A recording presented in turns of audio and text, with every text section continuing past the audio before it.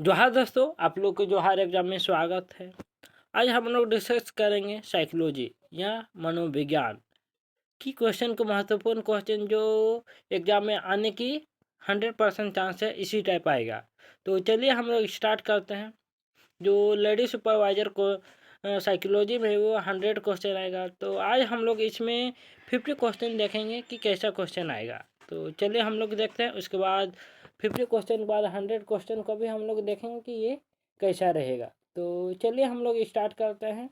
Psychology का 1 से 50 तक का क्वेश्चन का देखेंगे किस टाइप, इसी टाइप आएगा एग्जाम में, जो झारखंड लेडी सुपरवाइजर है के एग्जाम में होने वाला है, इसी टाइप पूछने वाला है। तो विभिन्न अधिगम सिद्धांतों एवं उनके प्रवर्तक के संदर्भ में सुमेलित है। चीन अधिगम हर्रो द्वारा है। सीखने का तल रूप सिद्धांत कुर्ट लेविन का है। सूच का सिद्धांत हल है।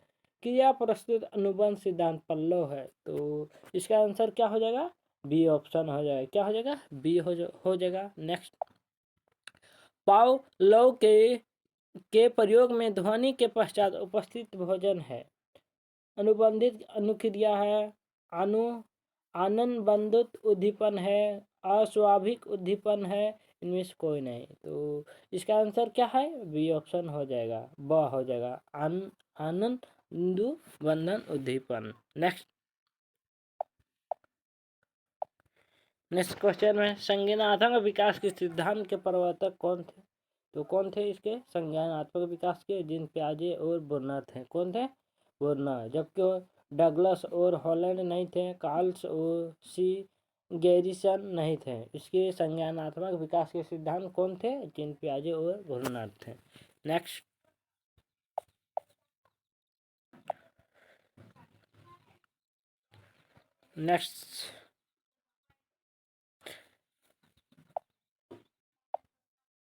अधिगम के किस सिद्धांत में पुनर्वर्ण के द्वारा सीखने का पर सर्वाधिक बल दिया जाता है? क्रिया प्रस्तुत अनुबंध पर, उद्दीपन अनुक्रिया सिद्धांत पर, अनुबंधित अनुक्रिया सिद्धांत पर, सूत्र सिद्धांत पर। तो इसका आंसर क्या है? हो जाएगा क्रिया प्रस्तुत अनुबंध। नेक्स्ट, प्रतीकों से सीखने का सिद्धांत किसे दिया है? कुर्ट लेविन ने, C.L. हल ने, टालमैन ने, कार्ल रोजर्स ने। तो इसका आंसर क्या है? टालमैन हो जाएगा। नेक्स्ट,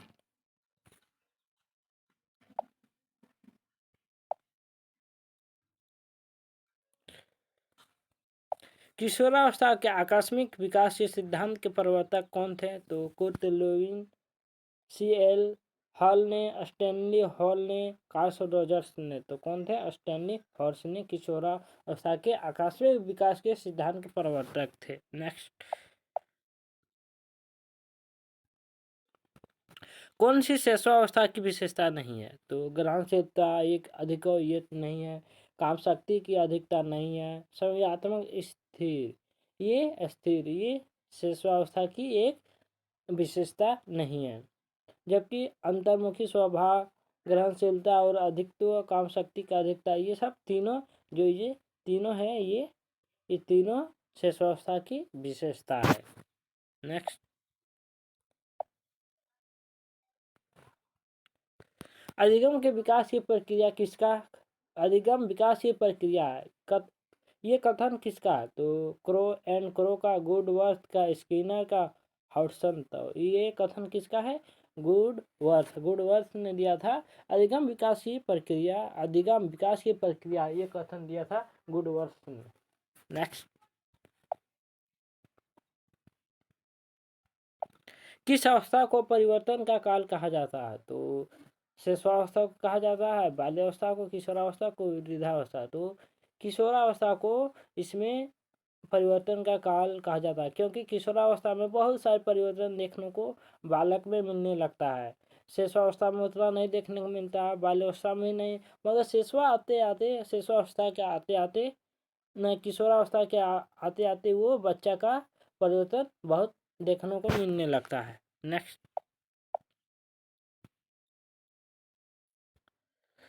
सीखने हेतु प्रथम आवश्यकता क्या है? सीखने के लिए प्रथम आवश्यकता क्या है? सहायता, बुद्धि, अधिक्षमता, अभिप्रेरणा। तो क्या है? अभिप्रेरणा हो जाएगा। नेक्स्ट,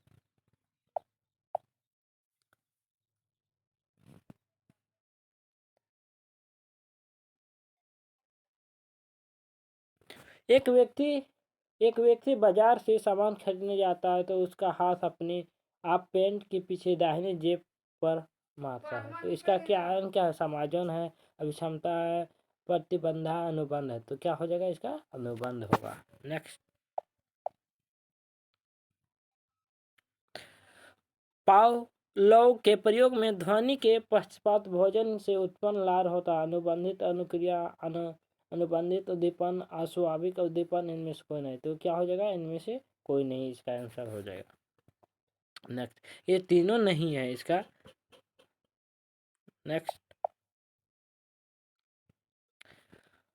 अन्वेषण अधिगम सिद्धांत के प्रतिपादन थे। कौन थे? जोरब ब्रूनर, असुबेल, काल्सी, गेरेसिन, बंडूरा और वाटसन। तो इसका आंसर क्या हो जाएगा? जोरब ब्रूनर ने। नेक्स्ट,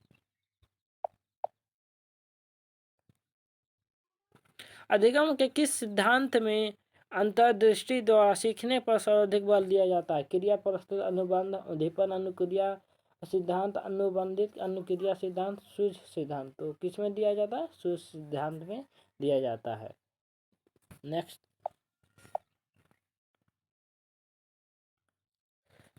अवधान को केंद्रित करने वाली आंतरिक दशा नहीं है। कौन सी आंतरिक दशा नहीं है?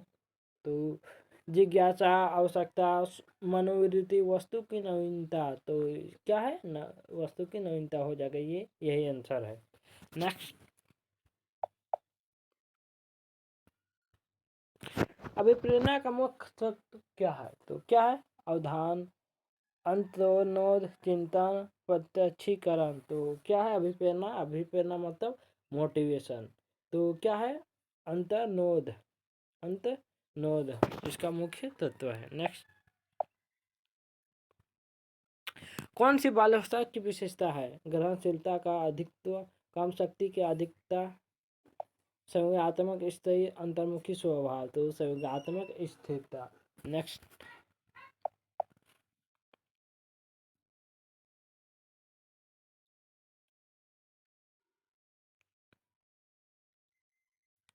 वातावरण के साथ सामान्य और अस्थायी समायोजन ही व्यक्ति है। यह कथन किसका?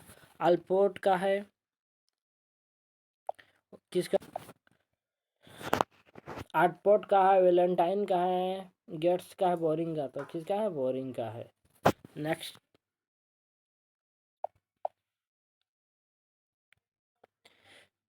क्रेचमर द्वारा व्यक्तित्व का वर्गीकरण किस आधार पर किया गया? मानसिक योग्यता, चिंतन एवं कल्पना शक्ति, शारीरिक संरचना, संवेग। तो इसका आंसर क्या है?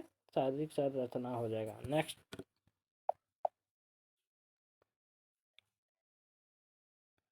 कक्षा अंतर्बंध परीक्षण का निर्माण किया जाता है? हरमन रोरसा, लियोपोल्ड वेलोक, मॉर्गन और वामोरे थॉर्नडाइक। तो इसका आंसर सी नंबर हो जाएगा। नेक्स्ट,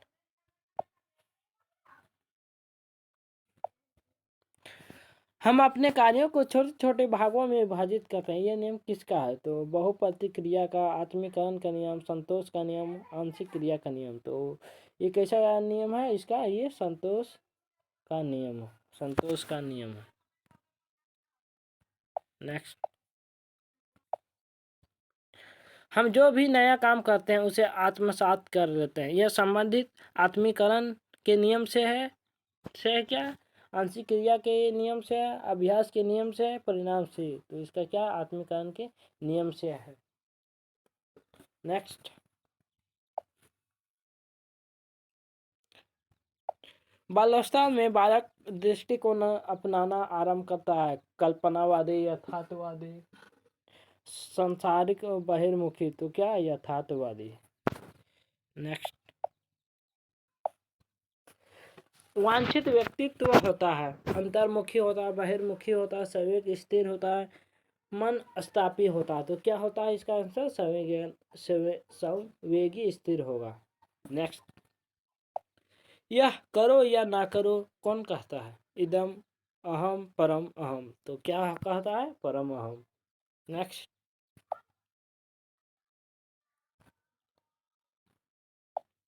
फ्राइड ने स्वप्न के में यात्रा करने को किसका प्रतीक माना है? जन्म का, मृत्यु का, वर्ष का, लिंग का, तो किसका माना है? मृत्यु का।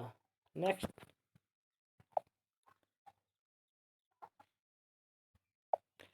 अंगूर खट्टे हैं, यह किस रक्षा युक्ति से संबंध रखता है? आश्रित होना, औचित्य स्थापन, पलायन, तदात्मीकरण, तो क्या औचित्य स्थापन संबंध रखता है? नेक्स्ट,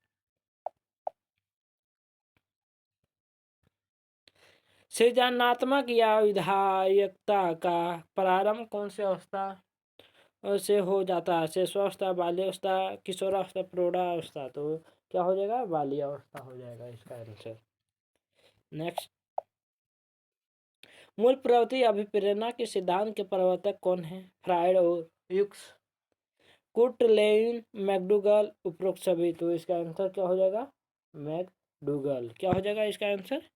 मैकडूगल हो जाएगा। नेक्स्ट, प्रेरणा के स्रोत है? चालक, प्रोत्साहन, उद्दीपन, उपरोक्त सभी, तो ये तीनों क्या है? प्रेरणा के स्रोत है ये तीनों, चालक, प्रोत्साहन, उद्दीपन। नेक्स्ट, नाच न जाने आंगन टेढ़ा वाक्य में प्रयोग की युक्ति है, तो कौन सा प्रयोग की युक्ति है? विस्थापन है, स्थानांतरण है, परीक्षण है, तो समन है, तो इसका आंसर क्या हो जाएगा? समन हो जाएगा। नेक्स्ट, असुमिलित है? स्व में पलायन, अंत क्षेपण, सृजित विश्व में पलायन, उतरैन, औचित्य स्थापन, विवेकीकरण, इनमें से कोई नहीं, तो क्या हो जाएगा? इनमें से कोई सुमेलित नहीं है, तो इनमें से कोई नहीं होगा। तो नेक्स्ट, किस मनोरचना के द्वारा घातक इच्छाएं, असहनीय, अस्मिता आदि चेतना से अलग कर दी जाती है? युक्तिकरण, दमन, विवेकीकरण, तदात्मीकरण, तो क्या हो जाएगा इसका आंसर? दमन होगा इसका आंसर। नेक्स्ट, किसी लड़की के से कोई लड़का कहता है यू आर विथ मी, कौन सी समायोजन युक्ति होगी? तो कौन सी होगी? विस्थापन, उत्तरयन, विवेकीकरण, अंतक्षेपण, तो क्या हो जाएगा? ये अंतक्षेपण हो जाएगा। नेक्स्ट, एक कम सुंदर लड़का अपने व्यवहार को मधुर बनाने का प्रयास करता है, इसमें कौन सी समायोजन युक्ति होगी? तो इसमें कौन सी समायोजन युक्ति होगी? तो इसमें अंतक्षेपण होगा, तदात्मीकरण होगा, क्षतिपूर्ण युक्तिकरण, तो ये किस में आ जाएगा? कौन से समायोजन युक्ति में? ये क्षतिपूर्ति में आ जाएगा।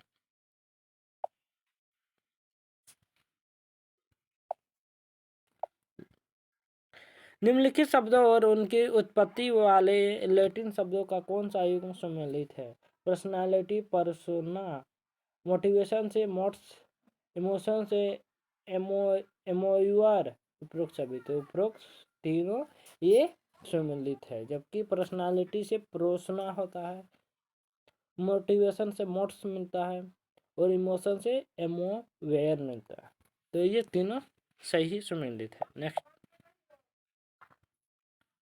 विभिन्न व्यक्ति मापन की विधियां तथा इसमें प्रयुक्त कार्ड की संख्या में कौन सा युग्म गलत है?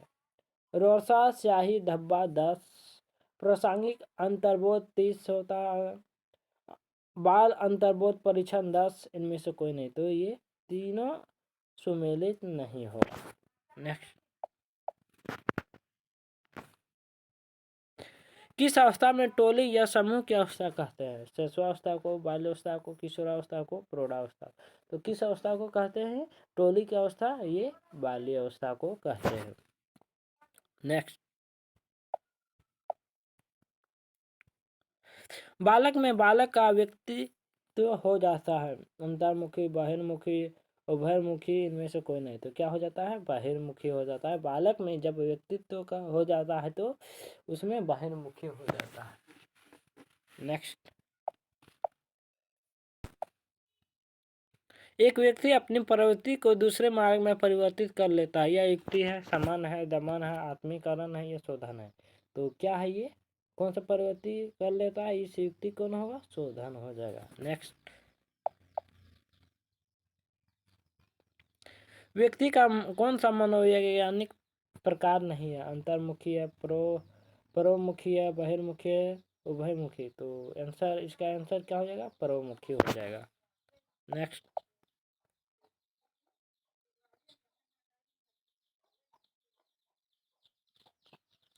व्यक्ति की कौन सी विधि परिच्छेद नहीं है, शाही धब्बा, वाक्य क्षतिपूर्ति, जीवन विरित, अंतर्बोध। तो इसका आंसर क्या हो जाएगा, जीवन विरित हो जाएगा। नेक्स्ट, अंतर्मुखी व्यक्तित्व का गुण नहीं है, एकांत प्रिय, अति सामाजिकता, कल्पनाशीलता, अपने में अधिक रुचि। तो अति सामाजिकता अंतर्मुखी व्यक्तित्व का गुण नहीं है, जबकि एकांत प्रिय, कल्पनाशीलता, अपने में अधिक रुचि ये एक व्यक्तित्व का गुण है।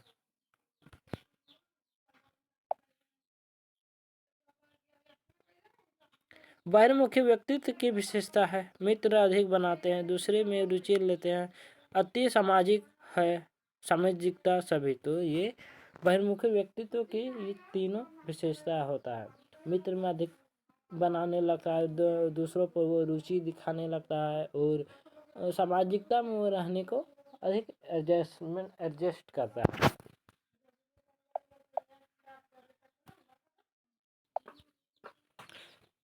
थॉमसन के अनुसार प्रेरक है, स्वाभाविक व अर्जित है, जन्मजात और अर्जित है, स्वाभाविक कृत्रिम और मनोवैज्ञानिक है, स्वाभाविक और कृत्रिम है। तो क्या है होगा इसका आंसर, स्वाभाविक और कृत्रिम हो जाएगा। नेक्स्ट,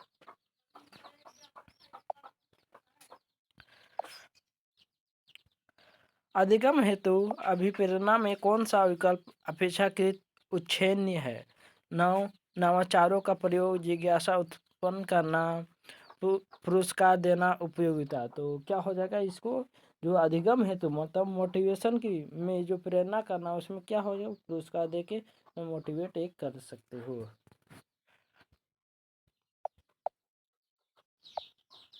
अधिगम होता है सार्वभौमिक होता है, निरंतर होता है, व्यवहार में अपेक्षाकृत अस्थायी परिवर्तन, उपरोक्त सभी। तो क्या होगा, उपरोक्त सभी हो जाएगा। नेक्स्ट,